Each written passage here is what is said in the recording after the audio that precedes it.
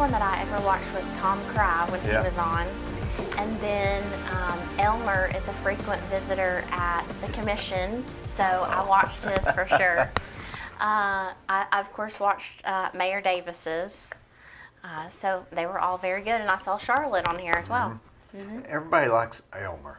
I know What is it about him that everybody, I mean, I like him. Yeah, he's just got a colorful personality, and then he walks in with that tie-dye outfit from head to toe. And the hat. You ever seen him without his hat on? I have. He's come to the commission meeting a couple times and didn't have it on, or when he was walking in, he was putting it on. So he's smart, isn't he? He is a very smart man. Yes. But I guess the more weird you look or odd, the more people think that you're not smart. People judge you definitely by the way that you look often, so it's sad that they do that. But once you take the time to talk to him, he's a great guy. You think the better people look, the more influential they are? I don't think that necessarily. I think sometimes if you look a certain way, people don't take you seriously. But would the opposite be true? If you look like you're intelligent, then people would take you intelligent? I guess if you initially judge a book by its cover, you may do that, but I think you need to invest in talking to people before you make that judgment. That's a hard thing to do, isn't it? To change your views after you've made them. Right. It's always very difficult. It is. It takes like twice the effort. It does. That's right. Did you say you went to Shane's Rib Shack this morning? I did. We actually went there after church today.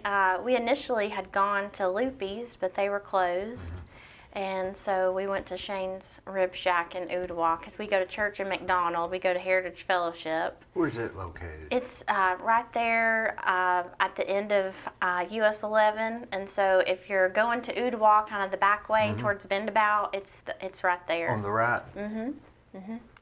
Isn't there a Coptic Christian church there too, further down? Oh, I don't know.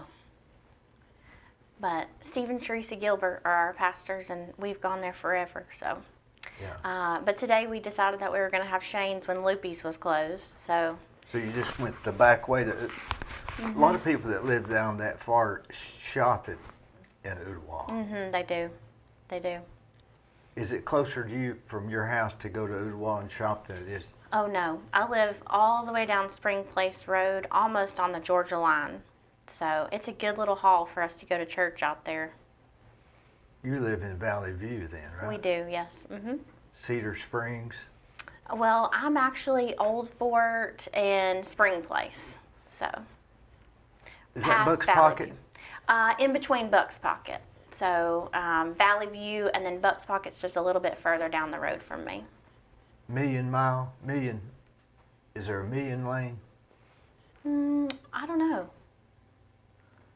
I ride bikes sometimes and we'll go all the way down to where you're talking about. Okay. Cedar Springs and then come back up Spring Place. Okay. So we've owned property out there for probably 15 years, but built a house out there about 8 years ago. That's the Indians like that area. Oh, did they? Because red clay. Yeah.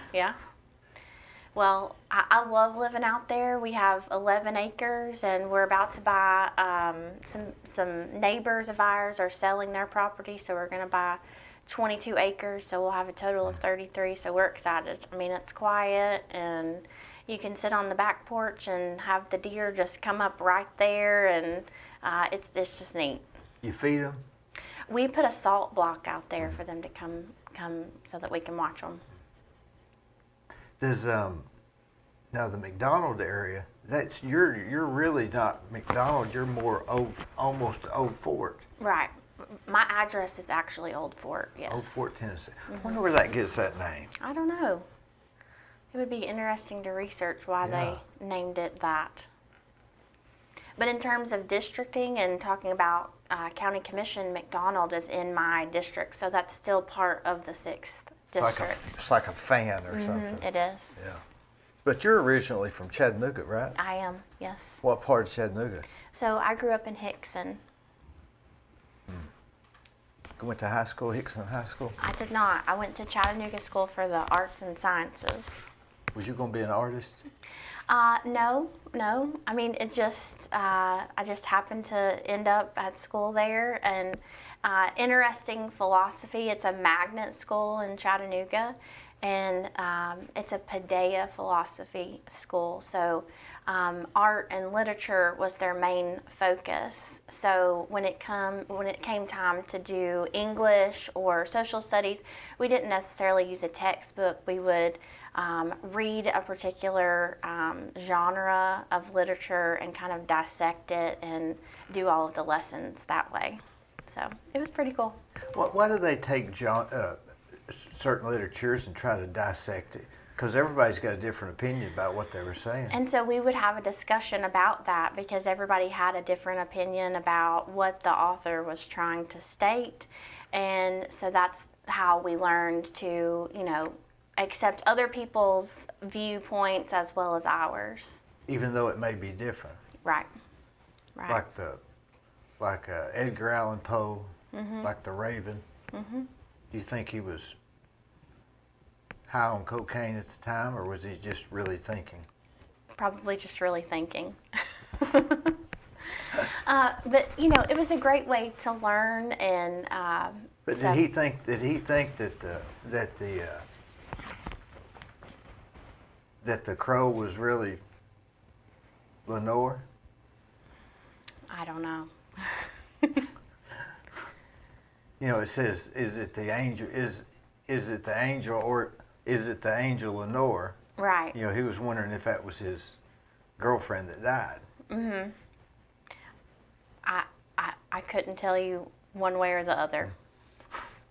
But to dissect somebody's art is really like looking at an abstract painting, and people say, well, he's saying this and he's saying that. Right. It's just an opinion, right? And that's what we did. We did a lot of artwork as well. So it was fun, and it helped prepare me for things that I do now. I have to listen to people's opinion on the commission, and so it helps me in conversation with them, listening to what they have to say, even though I may disagree with them. So I think it prepared me for what I'm doing now. Just having discussions with the other classmates Right. about what somebody's thinking. Right. But the idea was never to be an artist. No. It's just where I ended up going to high school. So. And so how did you get to Cleveland? I met my husband, James. He was from Cleveland. So we met when I was 18. I was at the University of Tennessee at Chattanooga. And so we started dating, and I moved up here. You like it here? I do. I love it. Better than Hickson? Well, I just grew up in Hickson. I wasn't necessarily really involved in the community there. And so as soon as I came to Cleveland, I started getting involved in different things. You were fairly young then when you came to Cleveland. I was 18. Yes. So I ended up graduating with a bachelor's degree from the University of Tennessee. It's in marketing. And then my mom and I actually started a pet bakery and boutique in Chattanooga called Four Paws and a Tail. Where is that located? It was in Chattanooga on East Brainerd Road. If you were going towards the back way to Ooltewah, there is the Dodge City Liquor Store. There was a barbecue store.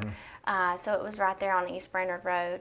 And we had that for several years. Seems like I remember that, and it was in a pretty new building. It was in a strip center. A new strip center. It was. Yeah. So you would groom the dogs? We did. We learned how to groom the dogs, and we would make treats for them. Starbucks actually picked up some of our treats in East Brainerd, so they would give them out to the dogs as they would come through the drive-through. So we did that for a little while, but I still was kind of searching for something else to do, and one day I decided I was going to go put in an application at Bradley County Schools just to be a substitute or something. And I started working with the special education department there. And then they offered me a full-time position, and I got a grant to go back to school and get my master's degree. Since I had an undergraduate in business, they were actually looking at the time for teachers that they could, or they were looking for people that had degrees in a different area to become teachers. So I was able to apply for that program and got my master's degree at Lee University. But now you're Tri-State Trucking. TriStar. TriStar. Yes. So James had always been in the trucking industry, and I'd always done the accounting portion of that for him. And then we decided in 2019 that we were going to switch things up and become a certified DBE company. And that means that you're a woman-owned company in a construction field, or you're the minority because you're woman-owned. So we switched everything over in 2019 and changed the name to TriStar. Is there any advantages to that? Oh, absolutely, yes. Like what would there be? Well, on state contracts, so if you're going to work for the state of Tennessee, or really any state at this point, because they all have DBE certifications, they have to have a certain percentage on the contract of DBE contractors. So we are able to apply for those specific jobs based on the fact that we're a DBE company. Are you bidding against other DBE companies? Mm-hmm. Or is there any?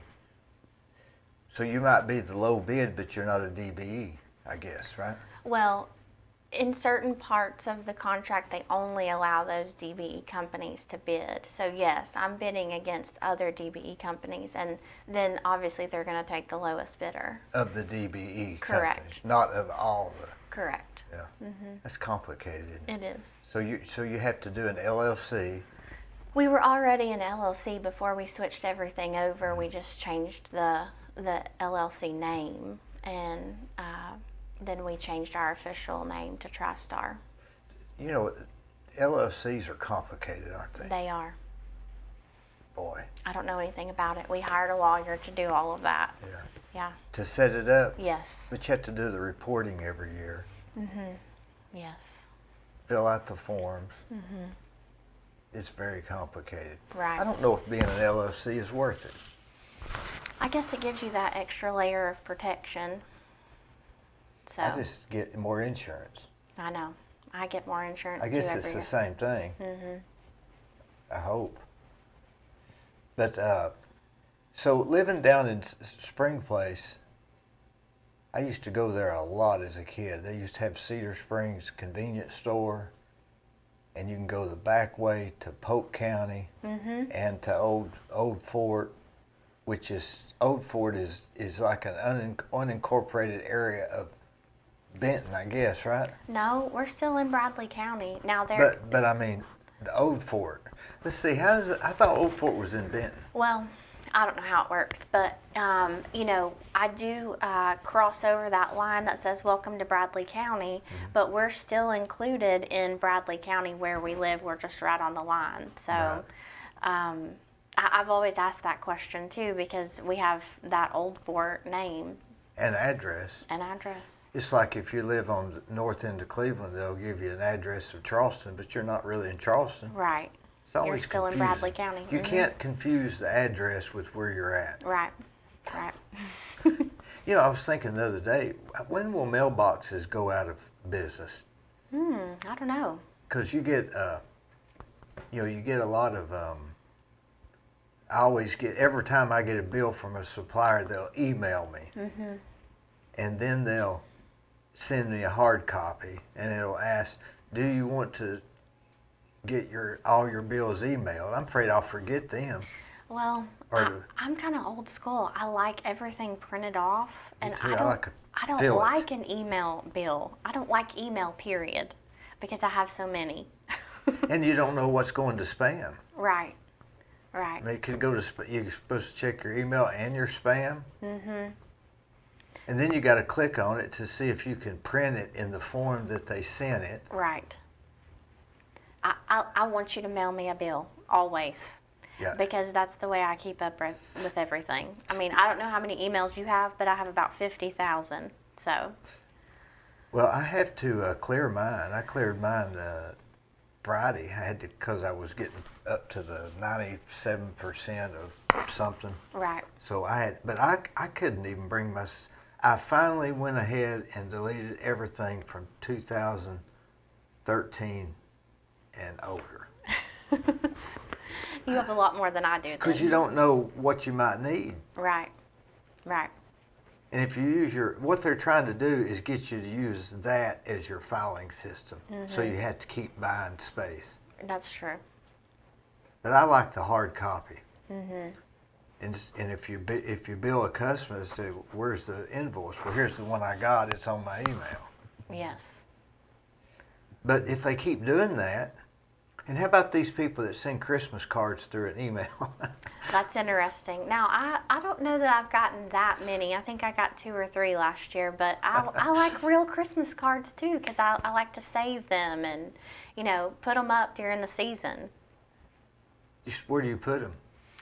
Well, I usually put them in the windowsill, so whenever I walk by there, Well, if the blinds are up or down, you have to keep your blinds up? Well, I keep them up, and then I put them all, and then I have a counter that I just kind of spill them over into, so it's just like Christmas as you walk by. You stand them up? Mm-hmm. What if you get it from a supplier that's just got a stamped name on it, and it's just a generic one? You throw it away, or you keep it? Yeah, I don't like those necessarily. I mean, I like the ones that show families and, picture collages of the things that they've done over the past year. I've got this friend of mine from Polk County, and he sends a letter out every Christmas with a summary of what their family did. That's good. I think that's what they used to do years ago. And he quit that about 2 years ago. Did you ask him why? I asked him why, and he said he just hadn't done it. And I thought, sort of miss it. People are so busy these days, they Boy, just they run out of are. time. God, they're busy. You'd think that with emails and text and everything that we would have more time, but it just fills the time available somehow. It really does. And it's like even microwave ovens. You'd think this would all save time, but it just allows us to do more. And if everybody's got it, then you're not gaining any time on the competition. Right. And then you deal with these guys that say, I don't know how to text. Well, how are you going to deal with them? Well, I have some of those that work for me that they come in and they say, I don't really know how to use this phone, because we all are going to technology. So the way they clock in and out is on an app. They don't even know how to download an app. And it's not because they're not smart. It's just because they just don't know how to use the phone. Well, but that is really... To hear somebody say that, I think, well, you've not tried it one time because it's that easy. It's that easy. Like if you tell somebody, somebody says, I heard about that thing you're doing, but I don't know how to do it. Well, you have to go to YouTube. I don't know how to do it. And you type in YouTube. Right. It's too simple. Although the easiest way to find you is through Facebook, because I did type in the discussion and YouTube and it didn't really bring it up in the search engine. Under what? Whenever I typed in the discussion and Dee Burris. And so the easiest way to find how to watch the show is to go to Facebook. So it is harder whenever you're just doing a Google search. Well, if you go to the discussionocoy.com, that's the version on there. Okay. But if you just typed in Dee Burris, it'd pop it up then too. In Google? Yeah. Well, Yeah. I must have been doing something wrong. It must have been my rural broadband internet Might have problems been, that might I have have. But do you think that, think about this, isn't internet almost isn't it a utility? It absolutely is. At this point. What's your explanation of why it is? Just so I can see if you're thinking the same way I am. Well, In terms of thinking of a utility, and I've had this discussion with Commissioner Mylan Blake quite often, in terms of a utility, you think, okay, you have water and electricity.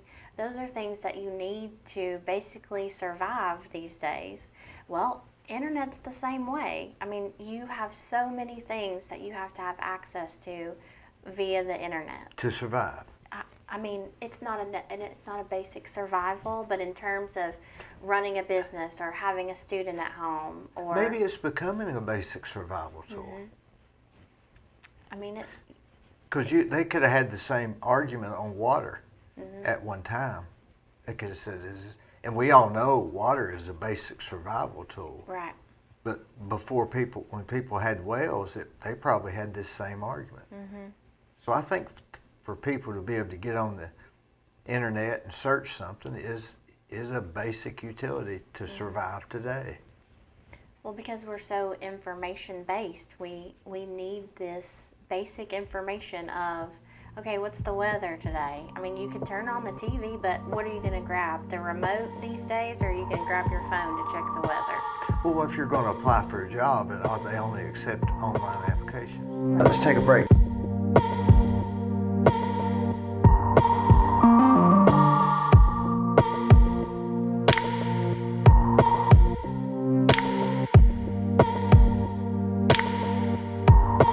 It is a necessity to exist in our society today. I think anything that is necessary to exist in our society today is a utility. Right. Whether that be whatever. Well, and we've worked very hard to get broadband internet in Bradley County. And, you know, for a long time, the FCC has a map that shows that Bradley County is pretty well served in the broadband areas. But whenever you kind of investigate that further, you find out that it's not, because the FCC does census blocking. So the way that they determine what they show on their map is if you have a block of homes, and homes on the very front of the block have service, they're going to count the entire block as served. And so you're basically leaving out all kinds of families. So we did a speed test. It was so fun. Professor Sridhar from the University of Tennessee Extension Office came down from Knoxville, and we did a speed test of the entire Bradley County and wrote down where had good access and where did not, and we created our own map. And then we sent home some surveys to elementary school students and their families, basically filled out, do you have access at your home? Yes or no? What kind of devices are you using? And then we got with the GIS mapping here in Bradley County, and we created our own map to present in terms of getting grant funding for expansion of Bradley County broadband services. So we're trying to get it to families. Did you get the grant? We did. We partnered with VEC, and we got a grant. The area that they're targeting whenever they get the fiber is going to be the Chatta Valley area. So the problem now isn't money in expanding broadband. You know, 10 years ago, people just didn't have enough funding. But now the state has given funding, the federal government is given funding.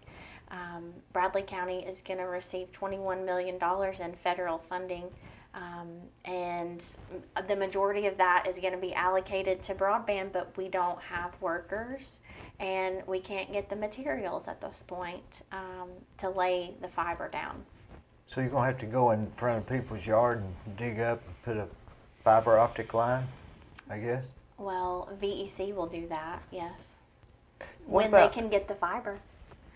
What about Starlink? Isn't that supposed to solve all that? So that's Elon Musk, right? Yeah. It is. But I don't really know in terms of when availability is going to be to this area. I actually went on and put my address in, and they said it was going to be a year out. So it's a good idea, but it's also down the road. And in today's world, people want everything right now. Right now, they don't understand that government is slow, And it may not happen. and it You may never not know. happen. And by the time you get to being able to purchase the fiber, you may have some new technology, That's true. and it may be obsolete. So everything just moves so quickly. Boy, that's almost its own project right there, isn't It it? really is. Why did you want to spearhead that? Because I don't have good broadband access at my house. I mean, I live all the way down Spring Place Road. I have satellite internet right now, and I'm fortunate enough to be able to afford the satellite internet. It's pretty expensive. It's $100 a month. What do you get with that? Well, it says that you get unlimited, but they throttle it towards the end of the month, and then you're not able to do anything. Is that how you watch TV too? Yes. So you have satellite TV, Mhm. and when you when you change channels, it has that little stall, doesn't it? And then when it rains, you have nothing. That drives me crazy. And you have no cell service when it rains out there, because we run off the Wi-Fi the majority of the time to have better service. But like I said, once you get to the end of the month, they're throttling it, and I'm like, hey, can you hear me? Hey, can you hear me? And the call drops. And you're dealing with truckers Right. that are out in. Now, what is TriStar? What do you truck? So we have dump trucks, and so we haul aggregates, or we haul asphalt, or basically anything that we can put in the bed of the dump truck. So you just a general trucking company. Like who do you haul asphalt for? We haul asphalt for local companies like Caldwell Paving and Wright Brothers, and Scott Thompson. no, we don't necessarily do much for him. He has his own dump trucks, so. But Dirt. we haul dirt. We haul to neighborhoods, or Mulch. we can haul mulch. So if somebody calls and said, we need a truckload of mulch from Jackie Evans, is you drive and get it and take it to them? Yeah, absolutely. We've done lots of business with Jackie Evans. He's been very good to us. How many trucks do you have? We have 14 currently, and then just like everything else in the world, COVID has delayed any additional new dump trucks being made because of all of their little microchips that are made in China. So to order a new dump truck right now, you're looking at June of 2022. And that's not, we mainly run Mack dump trucks, but that's not for just Max, that's for Kenworths or anybody else. And the damage that those trucks take, you're apt to get some out of service by then. Well, we take good care of ours, and they're all pretty new. So we've decided that investing in new equipment is better than running older equipment where you have to worry about breakdowns and downtime. Where do you keep the trucks at? So currently we keep them at our shop. It's also on Spring Place, but we're about to build another shop and move everything there. So we're kind of in the works with that. But everybody's backed up in the construction industry. Everybody is backed up. It's absolutely, if you're not in it, you have no clue how backed up everybody is. Right. And if you wanted something new today, they just don't understand how far backed up everybody is. And then you have the other problem that everybody's experiencing, not just in construction, but workers. I took my son the other morning. I dropped my girls off first, and then I take him on to middle school. And I said, hey, buddy, we've got time for breakfast. Do you want to get something? And he said, sure. And so we were driving down in Bojangles. He said, we saw Bojangles. And he said, I think I want to eat there. So we pulled in. They're closed. They're closed. They have a sign. They can't get enough workers. So, fast food isn't fast food anymore. Even if they're open, it's taken a good little bit to get anything because they're short-staffed. So I'm the same way with dump truckers and dump truck drivers. I don't know what's going to happen. I've never seen nothing like it. I've got a job I'm waiting on. I can't get commodes, microwaves, blinds, certain shelving boards, hinges for the cabinets, concrete, and that's just the stuff I can't get. Right. I can't even get them if I had people to install them. And you know those little peepholes in doors? Oh yeah. You can't get them. Why is that? I don't know. They don't have them. I needed 21. They had 4. Well, It's something somewhere down the line, something they can't. And the concrete companies have been on 3 days a week because they can't get the actual concrete. I think now they're back on 5 days, but everybody's behind. And you know, this heat really slows things down a little bit, at least through August, just a little bit. But you add all those things together, and I don't know, the economy's going to be bad before everybody gets what they want. well, it's going to be bad, and then all the stuff that you want that's been on back order, it's going to show up. Yeah, when we won't need it. Right. Right. Do you have your office at your house?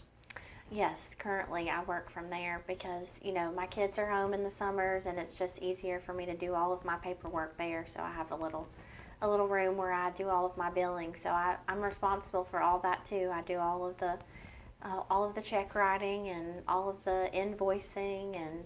Do you invoice from, do you use like QuickBooks or something? Mm-hmm. And you print checks, or do you use that Merker ink? No, I handwrite all of my checks. So I don't run it through the computer or anything like that. I like to. But if you do QuickBooks, then you have to push that button that says you'll write the check. You don't want to. Correct. Why don't you just print a check? You're like me. I just like to handwrite the check, and I know in my head that it's done. And if I'm trying to think back to, did I write that check? Did I do that? I mean, I can almost see that I've written it, so I just know it's done. I don't believe that'll ever change with us, do you? I don't think so. I don't know if the new generation will get to where they don't have to write it, but I have to. You know, I'll charge something on a credit card, and I even write the check right then to the credit card, so that I've. So that you remember that you've paid for it. Yeah, and so I can have a real paper trail. So I really get crazy with that stuff. But it's really easier if you get I don't believe it saves any time not doing it another way. I don't think so. I just like to handwrite them. What time? When do you get calls real early in the morning and say we need you to bring this over here? The day usually starts about 5:45 in terms of phone calls and making sure that everybody's going where they're supposed to go and doing what they're supposed to do. But I try and have everything booked a day ahead of time so that the guys know where they're going. But yeah, I mean, people call and say, hey, can you bring this? And I'll say, no, not today, but it'll be a couple days out.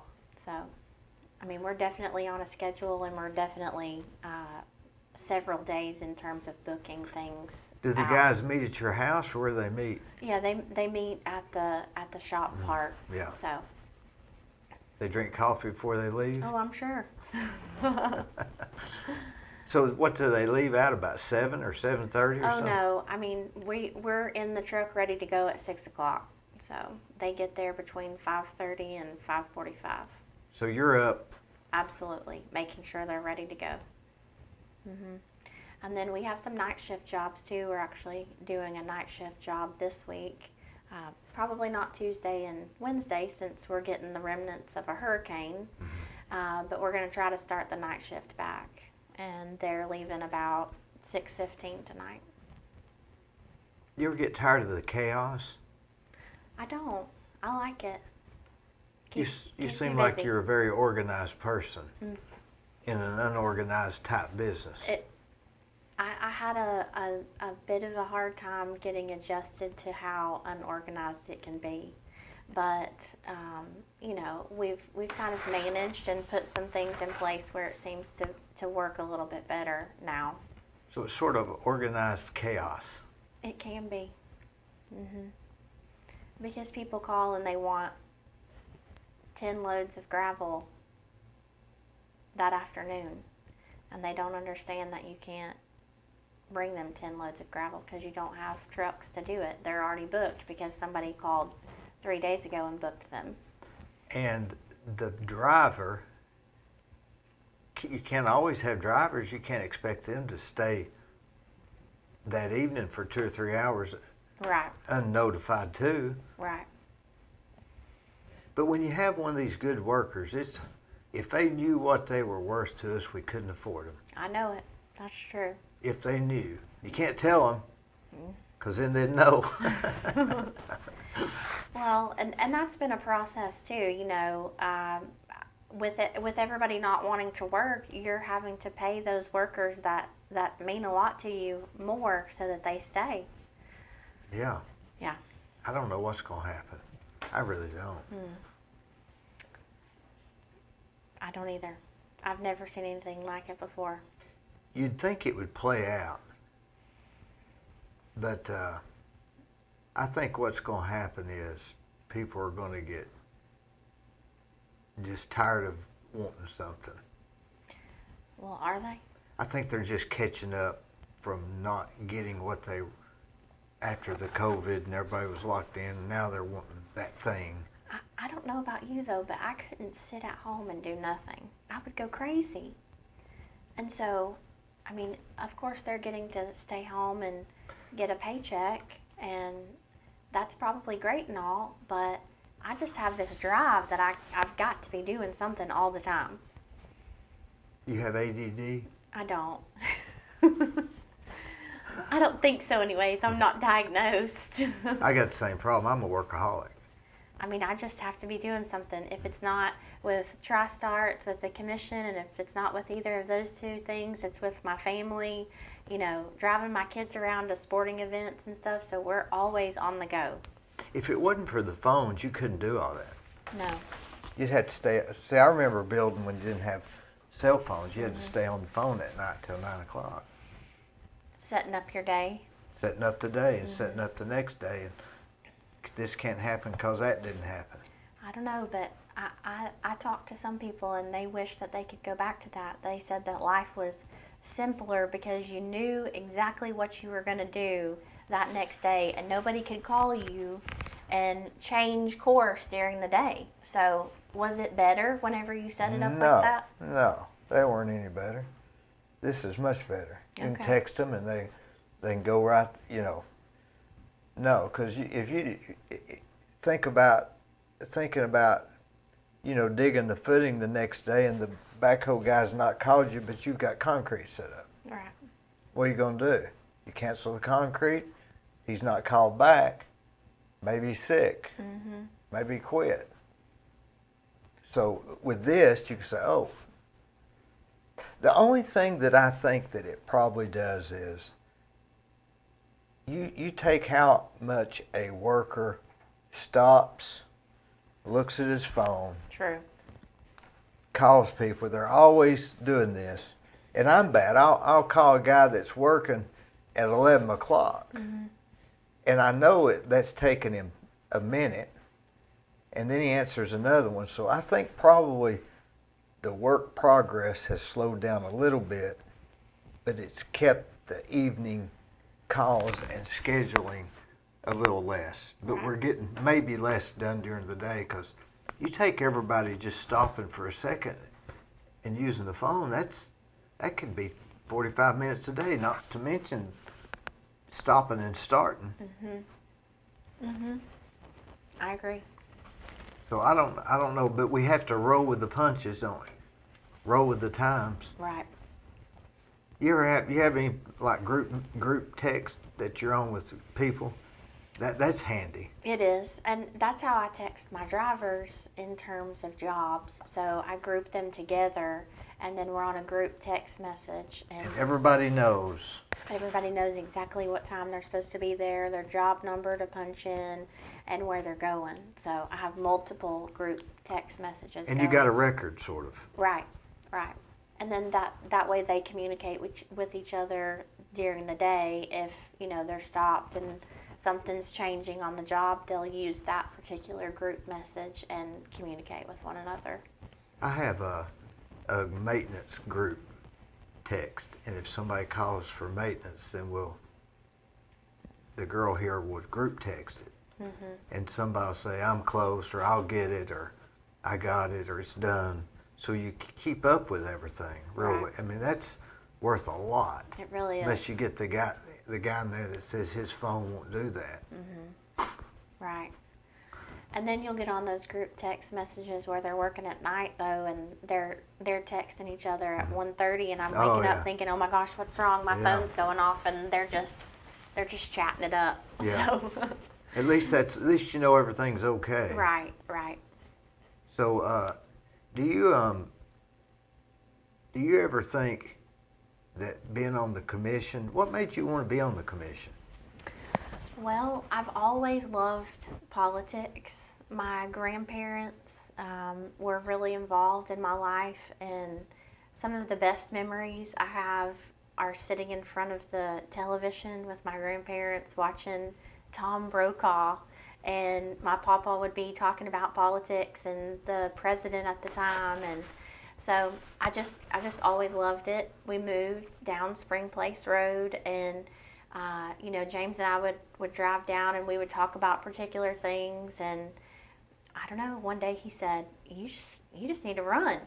If you're gonna talk about this or that, you just need to put your name in the hat." I said, "All right. I think I'm gonna do that." So I picked up a petition and got my signatures and turned it in, and off I went. How long have you been on the commission? Let's see, I was elected in 2018, so we're about to start our election cycle again. So pick up for petitions is in December, and then you basically declare if you're running again in, I think, February of 2022. Who did you run against? I ran against Robert Rominger. So was he already on it? He was. He had been on there for a good long while. Great man, very, very kind. Yeah. The baseball field on Spring Place Road is actually, on Blue Springs Road is actually named after him. Where does your district is what, 6th? Mm-hmm. Where is that? So you've got McDonald, Valley View, Waterville, and Blue Springs. How far do you go on McDonald going west? So that's split between the 6th and the 1st. So it's going to go directly to the line, but then one side of the road is the 6th district, and then one side of the road is the 1st district. The road being what? What road? That would be US 11. Oh. Mm-hmm. So we're about to do, not that this is going to affect the 6th district at all, but this year you'll start hearing about this. It's called redistricting.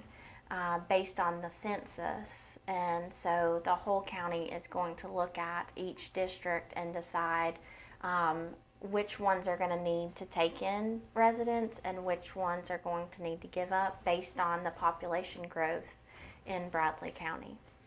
Seems like it'd just be easier to leave it the same. Well, but you're growing, and so those particular districts that have grown since the last census will have to take in the residents that they've kind of gained since the last. So they have to move the line. Correct. Is that called gerrymandering? Is that what they call that, or is that? I don't know. That's where they move the line. Right. So what if you live right here and you're on the line and they do the census and now the line's there and you're not even in that district no more? Well, and so that could happen, I guess. It absolutely can, and it's a process. And so we're about to have a redistricting meeting, and I'm actually on that committee. But it's a lot of work for Fran Green because she will have to notify that voter that they've now been redistricted. And then that voter will have to change their registration, and so everything will have to come out about what the process is in order for them to do that.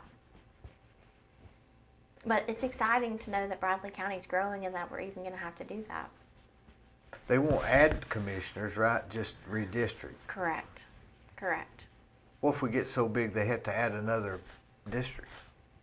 Is that possible? I mean, I guess that's possible. I don't foresee that anytime soon, but you can vote to stay the same, which I'm assuming that's what we'll do, and we have 2 county commissioners per district right now. So you could get so many population in the county that you have 7 districts, I guess, Well, we have 7 now. or 8. I mean, I guess so.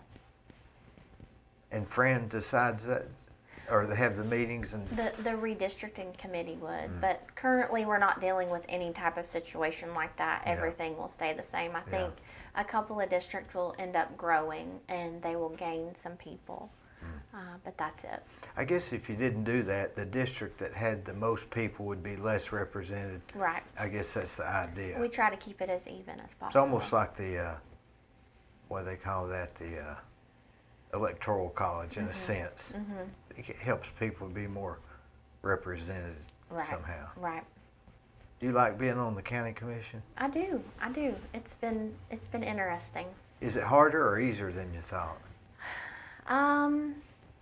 I went into it expecting that it was going to be difficult to be a new commissioner.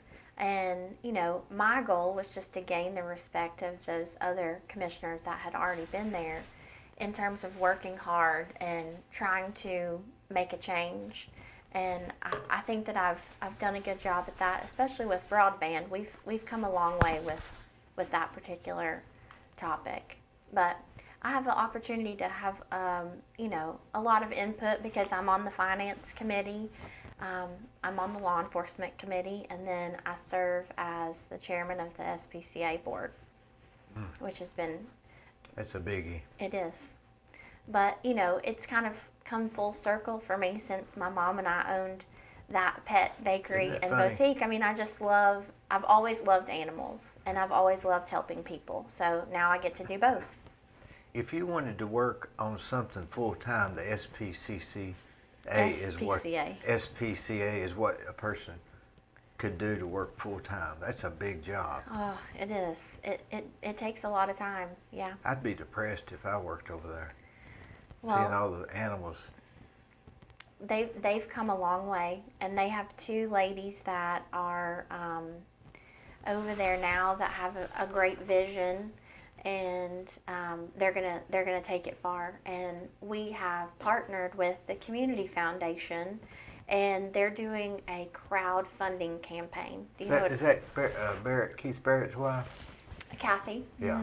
Do you know what crowdfunding is? Yeah, that's where they try to get everybody to give money, right? It is, but it's a very targeted campaign. I actually didn't know what crowdfunding was until I met with them.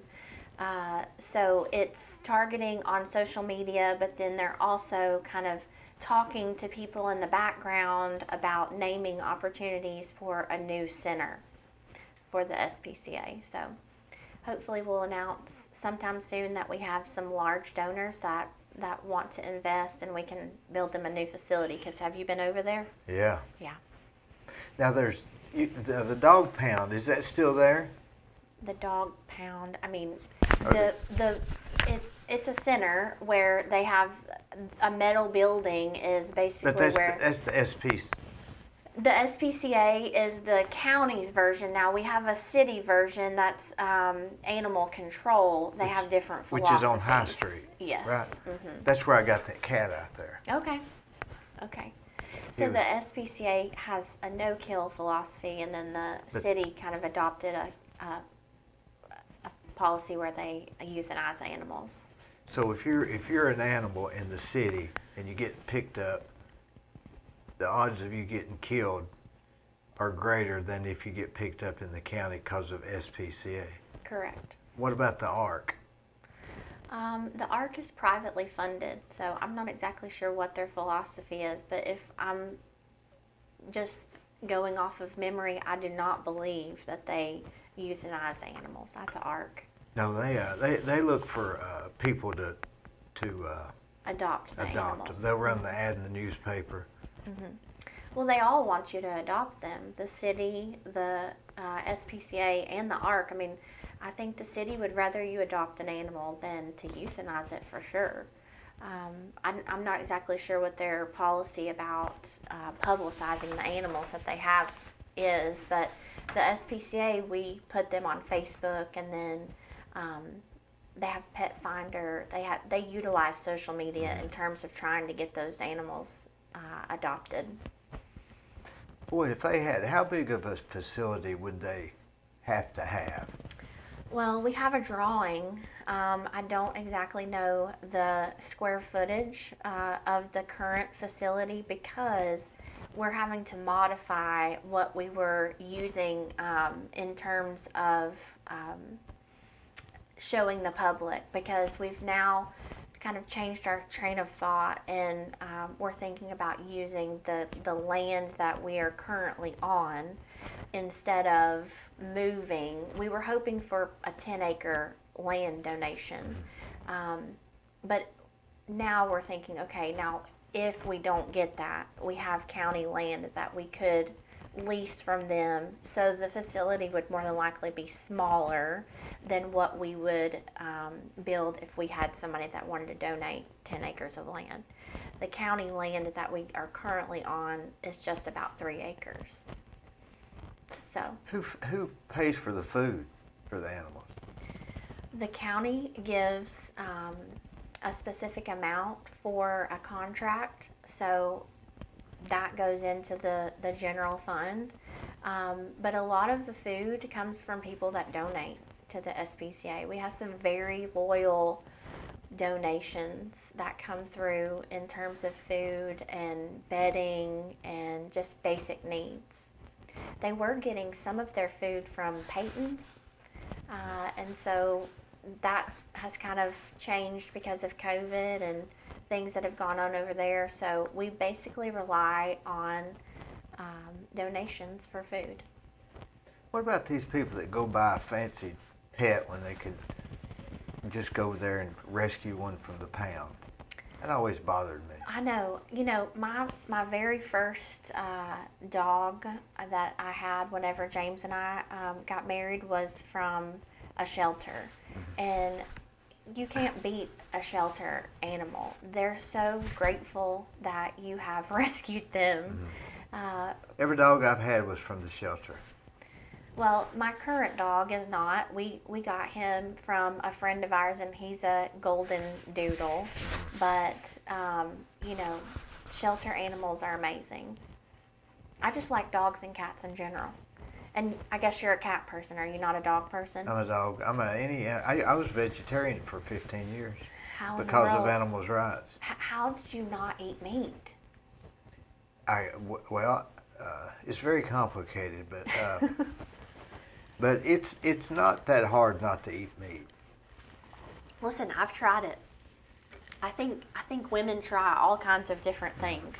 And so of course I thought, well, I'm gonna not eat meat and try to go on that Well- diet. I just did not feel well whenever I didn't eat I the didn't meat. either. I didn't feel well. I finally quit because you just don't feel the same when Right. you're on a vegetarian. Maybe You I don't. didn't.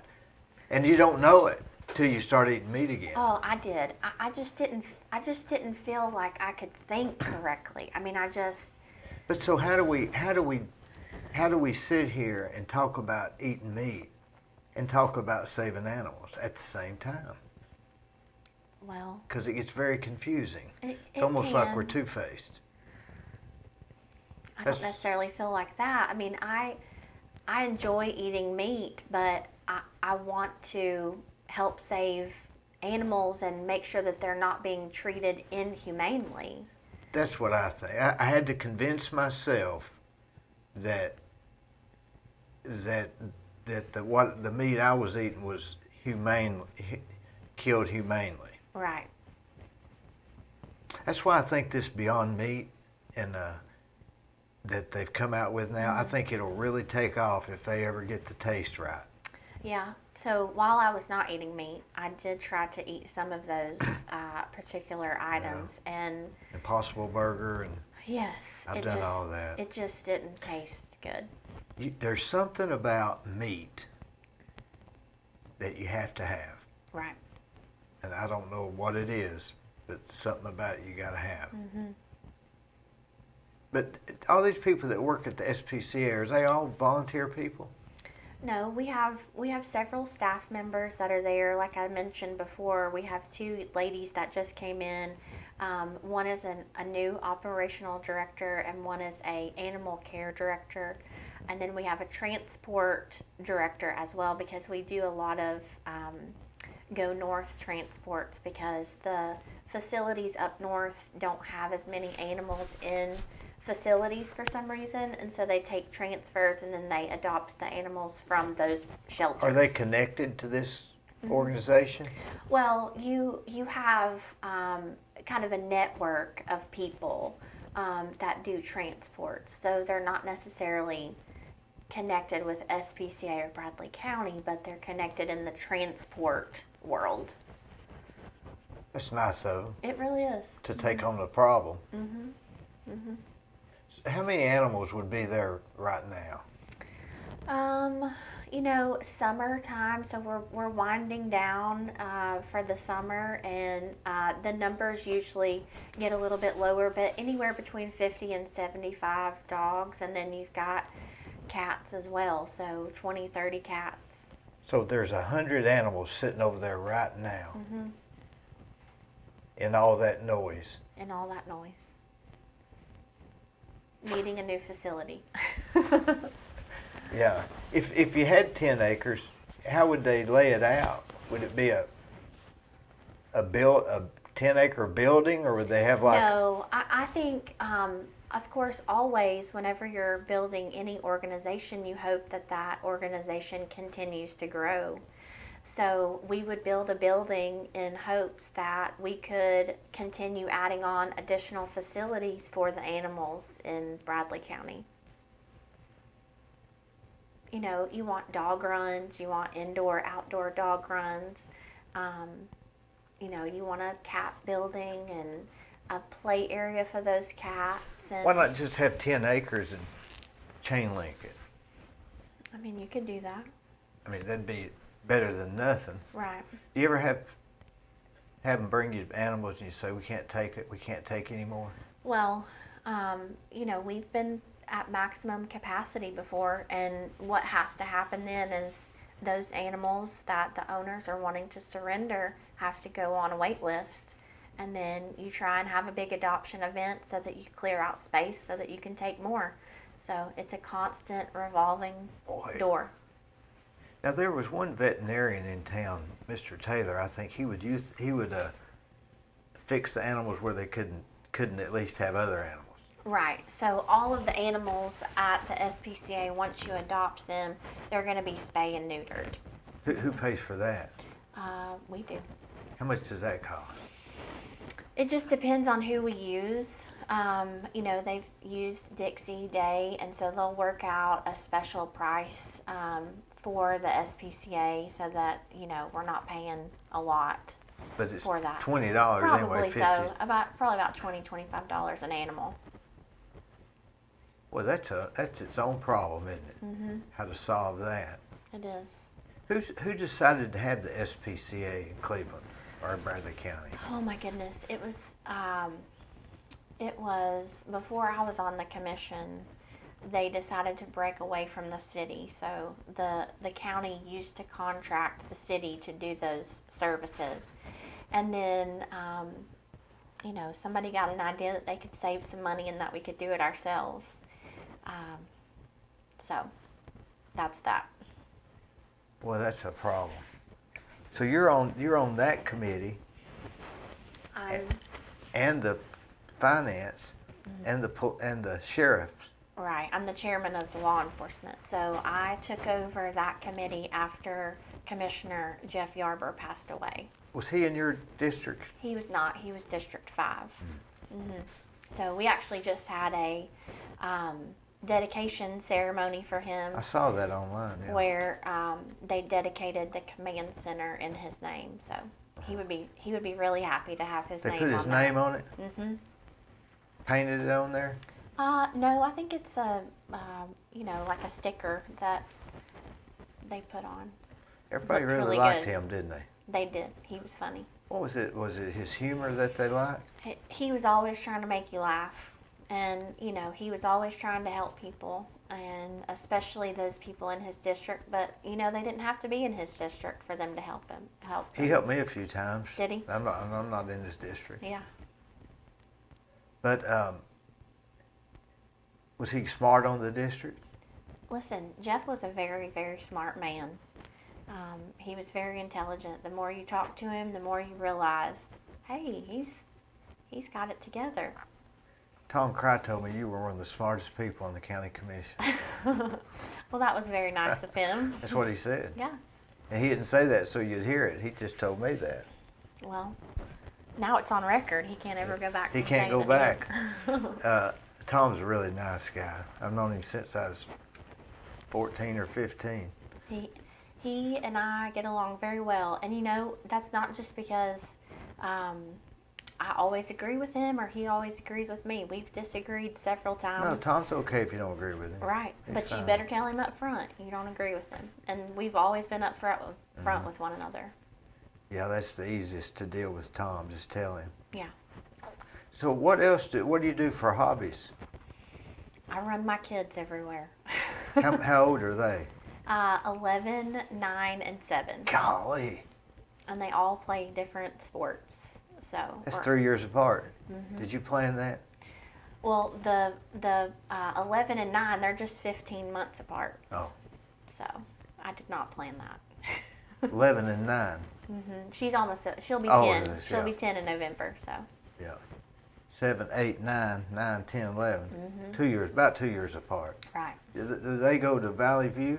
They do not. The girls go to Black Fox, and my son goes to Lake Forest.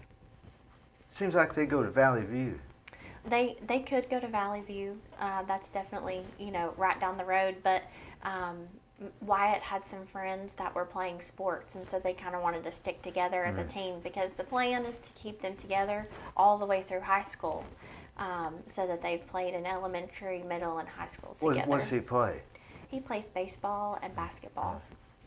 Is Herb Blackie still who's the principal down there now? Herb Blackie is not the principal, but his daughter, Kim Fisher, is. Oh, I didn't know that was his daughter. Mm-hmm. He was my teacher in school. Okay. So Herb comes to a lot of the different events that we have at Black Fox. You know, the commission funded adding an additional couple of classrooms to Black Fox 2 years ago, and so Herb was at the dedication for those. And he gave all of the county commissioners a book to put in the library dedicated in their name. That was very sweet of him. He's very thoughtful. He is. And then sends, you know, handwritten notes, and that's something that you don't get much anymore, is a handwritten note in the mail. When you get a handwritten note in the mail, it's just different, isn't it? It really is. It means that that person who's busy, because we're all busy, has taken time to handwrite a note. And thought about it. Right. Kind of like the Christmas card. Right, exactly. And, you know, I try to do that with people that make donations and things, is sit down and handwrite something to them and tell them thank you. Yeah, I'd say that you are with your county commission stuff, you're always making one side mad. I was on the city plan commission for a long time, 27 years. I gave me a plaque, but you're always making one side mad and one side happy. That was something that I learned very quickly, is that you're not going to make everybody happy, but you can try your hardest to do what's right. A lot of times the public doesn't know all the ins and outs. That information that you have that's complicated, very complicated. I bet it's like that when you get to be even the president or these higher offices. It's got to be more complicated than we realize. Oh, absolutely.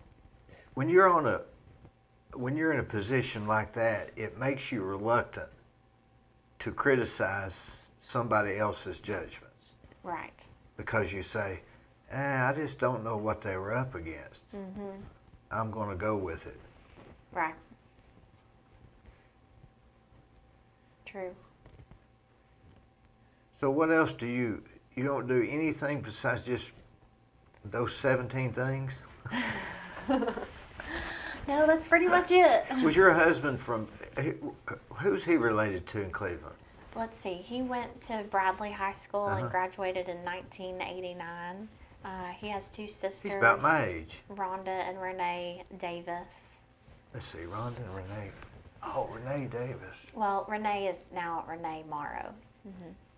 I went to school with Renee. Okay. She used to date Tracy Sneed. No, I'm not sure about all that. Yeah, I remember. Renee Davis. No, I got that wrong.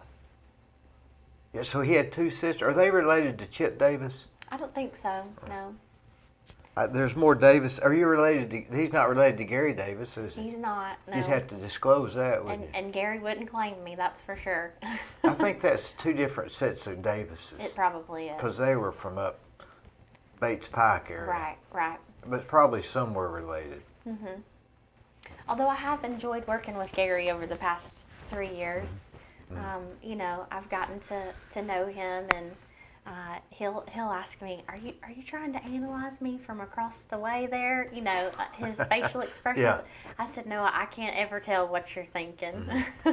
Well, that's a trait of most Davises, Right. to be honest with you, isn't it? Yeah. Your husband always been in the trucking business He has. Yes. from like high school? No, he was in the Marines, and then once he came out, he had some money saved up, and he bought a dump truck And just started delivering? and just started delivering. He hauled out of S&S Quarry, which is in Polk County, for years and years. The Purple and- Rock Yes, and so has a purple tint. it does, and you know they've since sold that quarry because the owner passed away. So How far do y'all truck? we go from here to Knoxville to Dayton. We haul in Chatsworth, Georgia. So we go all over the place. I built some stuff in Chatsworth. Have you? Yeah. It's a long way to Chatsworth. It's Well- hard to get there. See, it's not that bad because you know we're right there on the Georgia line. So we go to Cisco to Chatsworth quite often. Where is that place that's got the flags? It's not in Chatsworth, but it's north of Chatsworth. It's a tax-free zone, or what do they call that? Oh, I don't know. There's a place that's north of Chatsworth, Okay. south of Tinga. Okay. That's a no. Is it like a big rail yard area? Yes, Okay. it's big. They Okay. got flags, like different flags of different states. Okay. Um, I know what you're talking about. It's like now. when you go no duty. Okay. Like when you Duty go to free. duty free. That's it. Yeah. Like when you go to the airport. Yeah. I remember James telling me something about that, but I've never actually been down there to see it. But it was a big project for them. So, do you foresee staying on the county commission for a while? I hope so. I hope so. Are you going to go run for another public office? Not anytime soon. You know, I still have little children, and we're super involved in their, you know, extracurricular activities. And if you're running for another office, you're away from home a good bit of 4 to 5 months, especially if it's a state office. So, What was your strategy for running? work hard, Meet the people, meet the people. shake their hands, Hmm. door to door. Did you door to door? Oh, absolutely. And, you know, I can remember the very first door that I went to. It was in Farmingdale. And so I had a list of voters, and I knew how many people that I needed to reach. And I was going to knock on as many doors as I could possibly get to. And I did that. I would pick my kids up from school, and I would say, all right, we're going to knock on 15 doors before we go home. And so at the 25th door, they would say, we're ready to go home. Did they count We're the tired. doors? Yes. Mommy, we're at 15. It's time to go. I just have to do 2 more. I just have to do 2 more. You know, it was just, I just couldn't stop. I just needed to be able to say on that election night when we all stood at the courthouse that I worked as hard as I possibly could. And standing there, I knew whether I won or I lost, I knew that I had worked as hard as I could. Would your grandfather have been proud? He is. He's still alive. Is he? He's 80 years old. Does he live in Hickson still? They live in North Chattanooga now. They had to move a little bit closer to some family because, you know, they're getting older and they need help. He's 80. He's 80. I tried to get them to move to Cleveland with me, but they go to church down there and they just didn't want to leave their church family. So they're very proud of the things that I've accomplished. Do they, what church do they go to in Chattanooga? They go to Red Bank Baptist. Baptist. So, and you go to Baptist? Mm-hmm. Not First Baptist? No, I go to Heritage Fellowship. It's Church of God. Different? Yeah. Is he okay with that? They are. Switching horses? Yeah.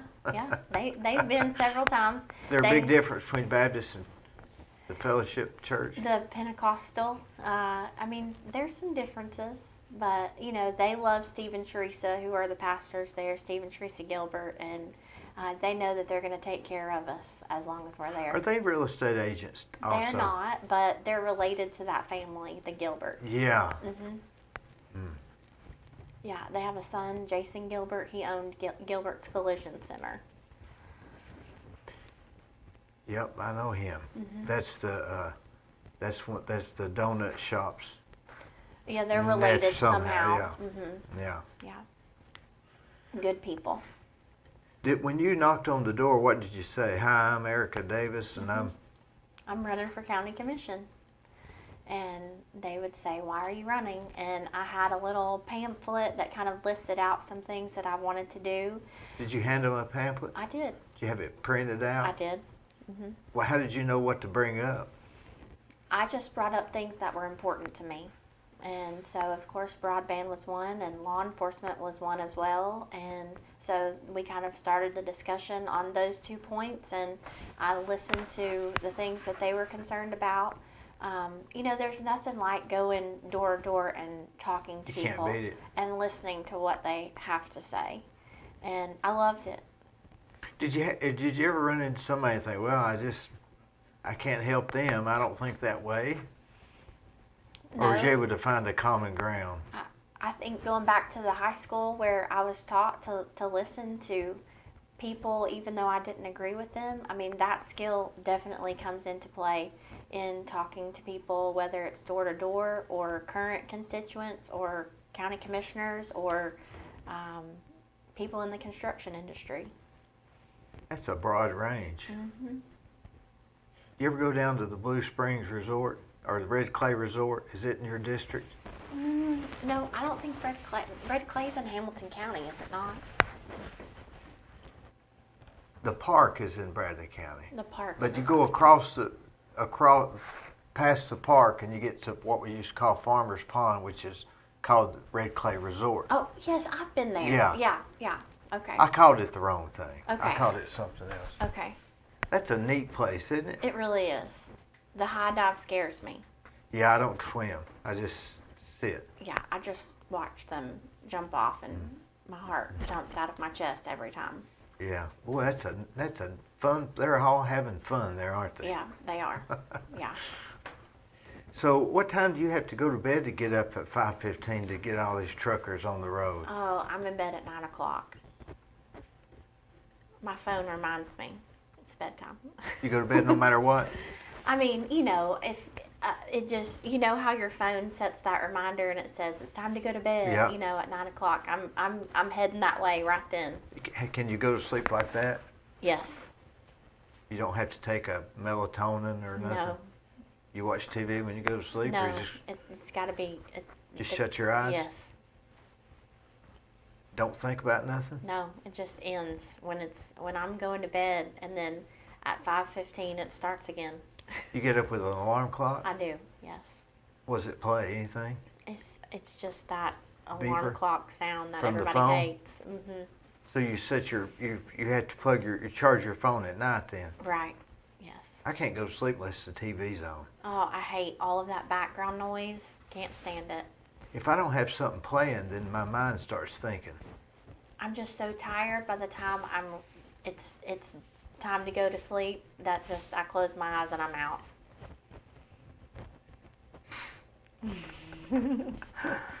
Well, it sure has been a pleasure having you here. Yeah, thank you for inviting You me. are very, I believe Tom is right, and you really have a great personality. Thank you.